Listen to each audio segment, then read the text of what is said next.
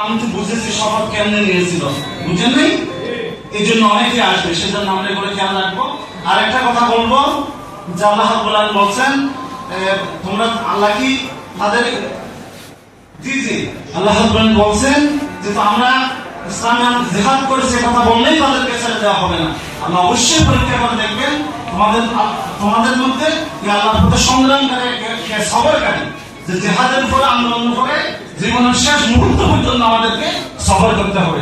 আল্লাহ রাব্বুল আলামিন আমাদেরকে সঠিক ভূমিকা রাখার তৌফিক দান করুন। আসসালামু আলাইকুম ওয়া রাহমাতুল্লাহ।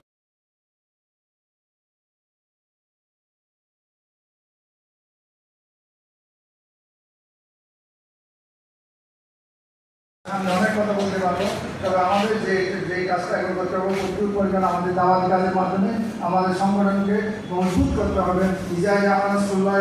যখন আল্লাহ চাকরি বিজয় আপনি যাতে বলুন আপনি দলে দলে লোক আসবে, দলে দলে লোককে আমরা গ্রহণ করবো। তবে আমার একটা অনুরোধ থাকবে যে দলে দলে আসার সময় যাদের থেকে আসবে তাদেরকে আমরা প্রশিক্ষণের মাধ্যমে প্রশিক্ষিত করবো। খালি আজকাবিল্লাদিনা ইয়ালামুন ওয়াল্লাদিনা লা ইয়ালামুন, যারা জানে আর যারা জানে না ওই সমান আমরা জানার মাধ্যমে জানার সংগঠনকে জানার মাধ্যমে এই সম্পর্কে কি চাই আমরা জানার মাধ্যমে